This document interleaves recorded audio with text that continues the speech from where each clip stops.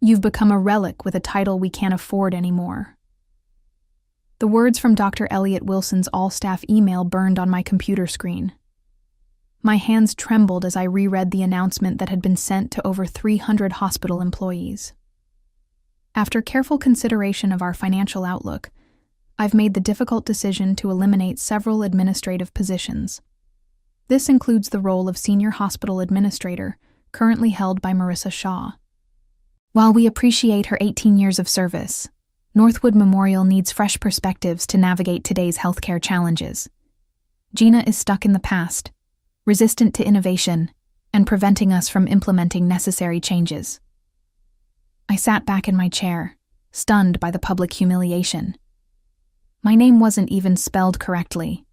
I'd never been Gina to anyone. The personal attack was completely unprofessional, but then again, so was Dr. Wilson. My name is Marissa Shaw. I'm 44 years old, and until this morning, I was the Senior Hospital Administrator at Northwood Memorial Hospital in Portland, Oregon. I'd dedicated my entire career to this institution, working my way up from an entry-level position. I'd weathered budget cuts, staffing crises, and 3 major transitions in leadership. But nothing had prepared me for this. I heard a soft knock at my door. It was Vanessa, my assistant, her eyes wide with concern. "Marissa, I'm so sorry. This is awful. He can't just—" "He can," I said, taking a deep breath. "As Chief Medical Director, he has the authority to restructure administration. I knew something was coming when he canceled our last 3 meetings." Dr. Wilson had arrived 6 months ago with grand promises and an impressive resume. He spoke of innovations and efficiencies, but showed little interest in understanding how our hospital actually functioned. His first act had been to eliminate free parking for staff. His second had been to reduce nursing coverage on night shifts. "What will you do?" Vanessa asked, her voice cracking. I looked around my office, at the certificates on the wall, the family photos, and the row of binders on my shelf labeled Safety Protocols and Violations. Those binders contained 18 years of meticulously documented safety concerns, staffing issues, and policy violations. Some were resolved. Many were not. "I'll be fine," I said, feeling a strange calmness settling over me. Sometimes being underestimated is an advantage. I stood up and started collecting my personal items, leaving the binders untouched. I had digital copies of everything. When security arrived to escort me out, another of Wilson's humiliating tactics, I was ready. I smiled, took only my personal belongings, and walked out with my head held high. That evening, I made a single phone call. The call was to Dorothy Winters, a former board member who had retired last year. She had been my mentor when I first joined Northwood Memorial and remained a close friend. "He did what?" Dorothy's voice rose with indignation when I told her about the email. "That's grounds for a defamation suit, Marissa." "Maybe," I said, pouring myself a glass of wine as I sat in my darkened living room. "But that's not the route I want to take." I explained to Dorothy how Dr. Wilson had been systematically dismantling safety protocols over the past 6 months, how he'd reduced nurse-to-patient ratios on oncology and pediatric floors, how he'd extended shifts for surgical staff beyond what was considered safe, how equipment maintenance schedules had been stretched to cut costs. "The problem is," I continued, "he's been clever about it. Each change is presented as temporary or justified by some industry trend he's misinterpreting. The board sees the cost savings but not the risks. And I'm guessing you've documented all of this," Dorothy said. It wasn't a question. Every incident, every complaint, every near miss. I've been building these files since I started at Northwood. 3 hospital directors before Wilson have tried cutting corners, and I've always had the evidence to show why it wouldn't work. What I didn't tell Dorothy was how personal this felt. My mother had been a patient at Northwood 20 years ago. A missed medication and an understaffed night shift had led to complications that extended her hospital stay by weeks. It was that experience that had driven me to pursue hospital administration, to be the person ensuring those mistakes didn't happen to others. I sacrificed everything for that hospital, I said quietly. Relationships, starting a family, vacations. I believed I was making a difference. You were, Dorothy insisted, and you still can. The question is, what do you want to happen now? I took another sip of wine, considering my options. I could walk away with a severance package and find another position. I could file a wrongful termination lawsuit. I could retire early as Wilson intended, or I could fight. I want to protect the patients, I said finally, and the staff who are being pushed to their limits, but I need to be strategic about this. Smart, Dorothy agreed. Wilson has the board's ear right now, but that can change quickly if the right information comes to light. I glanced at my laptop, thinking of the files I'd been maintaining. Years of documented safety violations, staffing concerns, and policy breaches. Concrete evidence that could not be dismissed as the complaints of a disgruntled former employee. Give me a few days, I said. I need to organize my thoughts and my evidence. 3 days after my humiliating dismissal, I sat at my dining room table surrounded by printouts of emails, policy documents, and incident reports. I'd spent hours organizing the most compelling evidence of safety violations under Dr. Wilson's leadership. My phone buzzed with a text from Jessica Palmer, the night shift charge nurse in the emergency department. You wouldn't believe what happened last night. 2 nurses called out sick and weren't replaced. We were at dangerous levels all night. A patient with chest pain waited 4 hours to be seen. Wilson says it's the new normal, and we need to adapt. I added this to my growing file. It wasn't just anecdotal evidence anymore. The statistics showed a clear pattern. Incident reports had increased 37% since Wilson took over. Near misses, potential errors caught before they harmed patients, were up 42%. Staff turnover had doubled. My doorbell rang, interrupting my thoughts. I opened it to find Vanessa standing there with a takeout bag. I figured you weren't eating properly, she said, pushing past me into the kitchen. Also, I have updates. As she unpacked containers of Thai food, Vanessa filled me in on the chaos at Northwood. Wilson announced your replacement today. It's his former colleague from Chicago, Thomas Barton. No healthcare administration experience, but apparently a visionary in healthcare economics. I snorted. Translation: he knows how to cut costs regardless of impact. Exactly, Vanessa nodded. Oh, and they're implementing a new staffing model next week. Nurses will cover more patients, and they're cutting support staff hours. Has anyone raised concerns? I asked, though I already knew the answer. Catherine in nursing tried. Wilson told her if she couldn't handle the workload, perhaps she should explore opportunities elsewhere. Catherine Morris had been Northwood's nursing director for 15 years. She was respected, efficient, and uncompromising when it came to patient safety. If Wilson was pushing her out too, the situation was worse than I thought. What's your plan? Vanessa asked, studying my expression. You have that look you get when you're plotting something. I hesitated. Vanessa was loyal, but involving her could put her job at risk. I'm considering my options, I said carefully. The most direct route would be going to the board with evidence of unsafe practices, but Wilson has them convinced he's saving the hospital from financial ruin. What about the healthcare authority? Vanessa suggested. An anonymous tip about safety violations would trigger an investigation. I'd considered this, but regulatory investigations moved slowly, and Wilson could cover his tracks. I needed something more immediate. I'm thinking I might need to approach this from multiple angles, I said. The regulators, yes, but also the medical staff who have concerns, the patients who've experienced declining care, and possibly the media. Vanessa raised an eyebrow.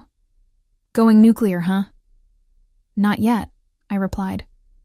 But I'm preparing for all possibilities. What I didn't say was how angry I felt. Not just about losing my job, but about the disregard for safety I'd spent my career protecting. Wilson wasn't just pushing me out. He was undoing years of work that kept patients safe. I thought about the binders in my office, the evidence I'd accumulated, and made a decision. It was time to act. A week after my dismissal, I sat in a quiet corner of a cafe 3 blocks from Northwood Memorial, nursing a cup of coffee that had long gone cold. Across from me sat Dr. Andrew Bennett, chief of surgery, and someone I'd worked closely with for over a decade. "I shouldn't be meeting with you," he said in a low voice, glancing around nervously. "Wilson made it clear that anyone maintaining contact with you would be seen as undermining the new direction." "Yet, here you are," I observed. Andrew sighed, running a hand through his salt and pepper hair. "What's happening isn't right, Marissa. Wilson is making decisions that compromise patient care, and nobody seems able to stop him." "Tell me what's changed since I left," I said, pulling out a notebook. For the next 30 minutes, Andrew detailed alarming developments. Surgical teams working double shifts, equipment maintenance postponed, supplies rationed to the point where staff were bringing their own basic items. Most concerning was the new streamlined patient discharge process that prioritized freeing up beds over ensuring patients were ready to go home. "We had 3 readmissions last week because patients were discharged too soon," Andrew reported grimly. "One was an elderly woman who went home without proper medication instructions. She was back in the emergency department 12 hours later, much worse than when she left." "Are people documenting these incidents?" I asked. Andrew nodded. "We're trying, but Wilson's appointed administrators who minimize concerns or lose the paperwork. Catherine's been keeping her own records, but she's walking on thin ice already." I slid a USB drive across the table. "I need you to give this to Catherine. It contains templates for documenting unsafe conditions in a way that can stand up to regulatory scrutiny." Andrew pocketed the drive. "What are you planning, Marissa?" "I'm gathering evidence for the healthcare authority," I admitted. "But I need current documentation that corroborates the patterns I've been tracking. You know this could end careers, right? Including yours and mine?" I met his gaze steadily. "What about the patients whose lives we're supposed to be protecting? How many of them will suffer because we were too afraid to act?" Andrew looked down at his coffee. "You're right. It's just intimidating. Wilson has the board wrapped around his finger. He's promising financial miracles. Financial miracles usually come at a cost," I pointed out. "In this case, patient safety." "I'll help," Andrew decided. "But be careful. Wilson's more connected than you think. His brother-in-law is on the hospital association board, and he's got friends at the state level. That was information I hadn't known, and it complicated matters. If Wilson had allies in regulatory bodies, my complaints might be buried or dismissed." As we parted ways, Andrew caught my arm. "There's something else you should know. Wilson's been telling people you were fired for incompetence, that you mismanaged budgets and falsified staffing reports. He's essentially blaming the hospital's financial problems on you." The accusation hit me like a physical blow. Not only had I been humiliated and pushed out, but now my professional reputation, built over 18 years of dedicated service, was being systematically destroyed. "Thanks for telling me," I managed, struggling to keep my voice steady. Walking back to my car, I felt a surge of anger unlike anything I'd experienced before. Wilson wasn't just endangering patients. He was attacking my integrity, my life's work. The gloves needed to come off. When I reached my car, I made a decision. It was time to involve someone I'd been hesitant to contact. James Lloyd, an investigative reporter who had covered healthcare issues for the Portland Tribune. He'd reached out to me years ago about a story on hospital administration, and I'd declined to comment.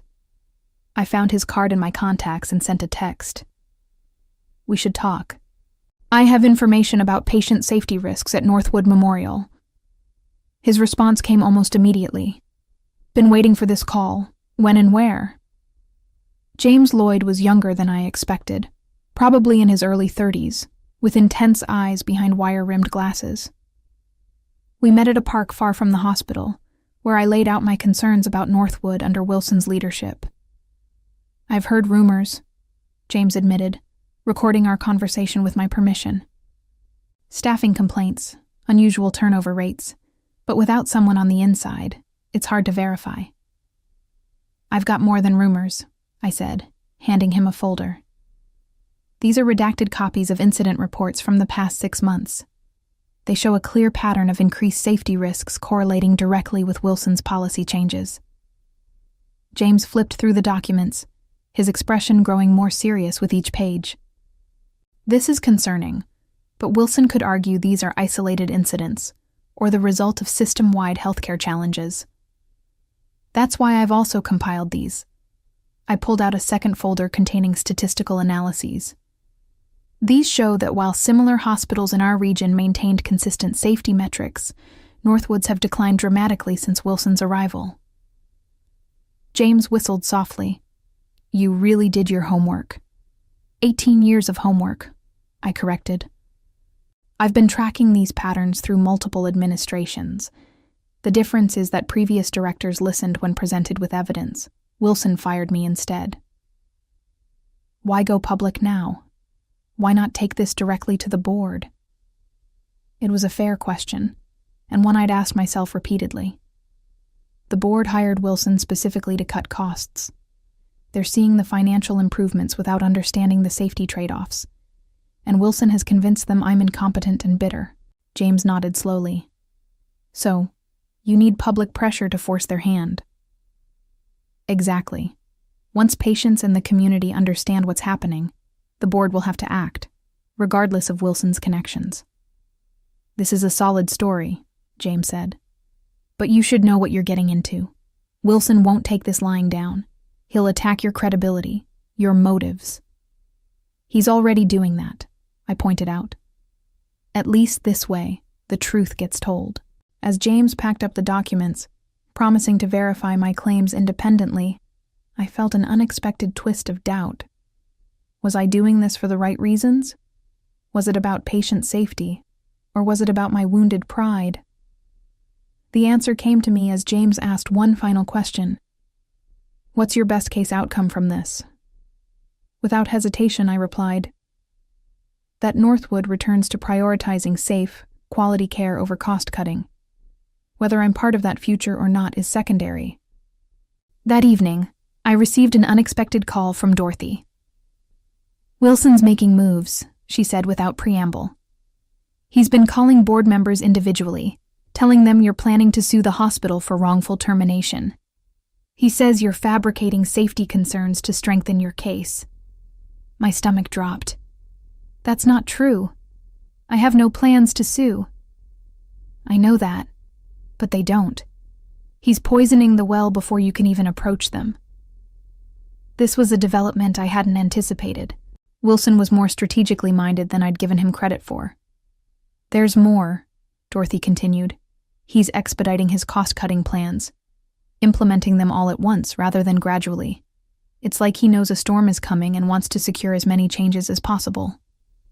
That meant he suspected I was gathering evidence. Perhaps he'd been warned about my meeting with James. Or maybe Andrew's conversation with Catherine had been discovered. "What should I do?" I asked, suddenly feeling out of my depth. "Stay the course," Dorothy advised, "but be prepared for things to get ugly. Wilson's the type who's built his career on never backing down, never admitting mistakes." After we hung up, I sat in my living room, staring at the wall of evidence I'd assembled. I'd planned to move methodically, building my case before making it public. But Wilson was accelerating his timeline, which meant I needed to accelerate mine. I texted James, "How quickly can you run the story?" The headline appeared 3 days later. "Patient safety concerns plague Northwood Memorial Hospital." James had worked quickly, verifying my claims with other staff members and comparing Northwood's safety metrics with state averages. The article didn't name me as the primary source, but it did mention recently terminated administrative staff who had raised concerns. My phone began ringing almost immediately. First was Catherine, the nursing director. "It's a madhouse here," she reported. "Wilson called an emergency meeting for all department heads. He's furious, demanding to know who talked to the press." "Has he addressed any of the safety concerns?" I asked. "Not at all. It's all about controlling the narrative and identifying the traitors. He's threatened termination for anyone found to have spoken to reporters." Next was Andrew, who had a more measured take. "The medical staff are quietly celebrating. Someone finally said what we've all been thinking. The board is in emergency session right now." The most surprising call came from James himself. "You need to turn on Channel 4 right now." I flipped on the television to see Dr. Wilson standing at a podium, hospital administrators flanking him. His expression was grave as he addressed the cameras. "The allegations printed in this morning's Tribune are categorically false," he stated firmly. "Northwood Memorial maintains the highest standards of patient care.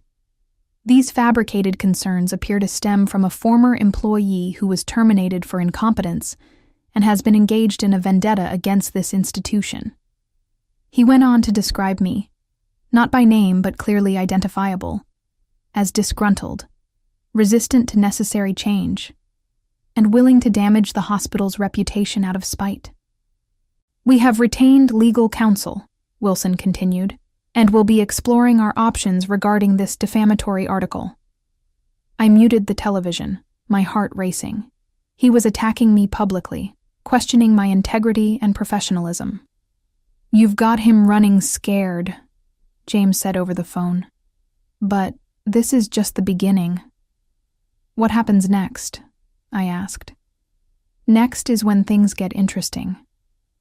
The state healthcare authority contacted me after the article ran. They want to see all the documentation. This was faster than I'd expected. Typically, regulatory bodies moved at a glacial pace, but perhaps the public nature of the allegations had forced their hand. "I have copies of everything ready to go," I told him. "But what about Wilson's legal threats?" "Standard intimidation tactics," James dismissed. "The Tribune's lawyers reviewed every word before publication. Everything's factual and properly sourced." I wasn't so easily reassured. Wilson had resources and connections I didn't. While I'd been meticulous in my documentation, I knew how facts could be twisted, how narratives could be shaped to villainize whistleblowers. Later that afternoon, I received an anonymous email from a Northwood email address. "Check patient readmission reports for oncology over the last 2 months. Pattern of premature discharges followed by complications. Wilson personally approved new discharge protocols despite multiple objections from oncologists." This was exactly the kind of specific, verifiable information that could strengthen the case against Wilson. I forwarded it to James, who promised to follow up. By evening, news vans were parked outside Northwood.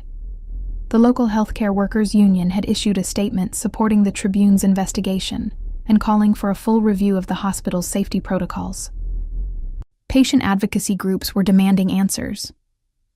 What had started as my private collection of documentation had snowballed into a full public reckoning.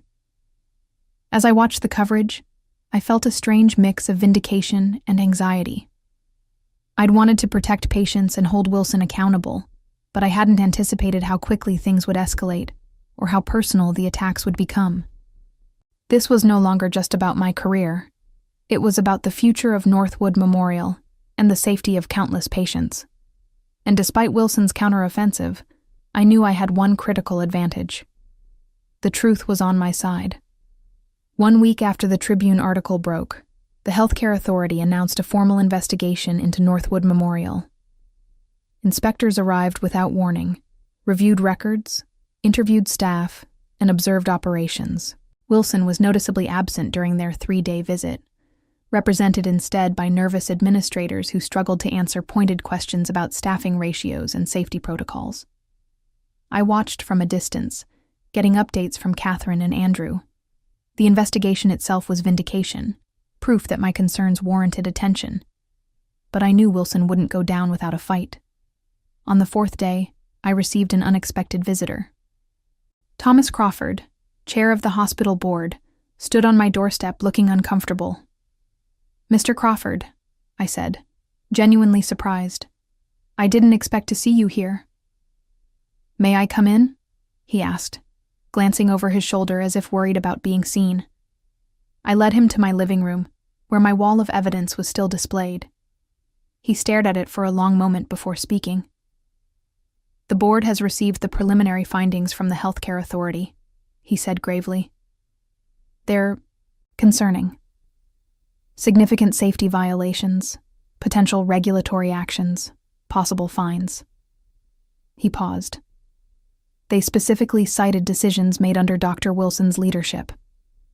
I waited, sensing there was more. "We've also discovered financial irregularities," he continued.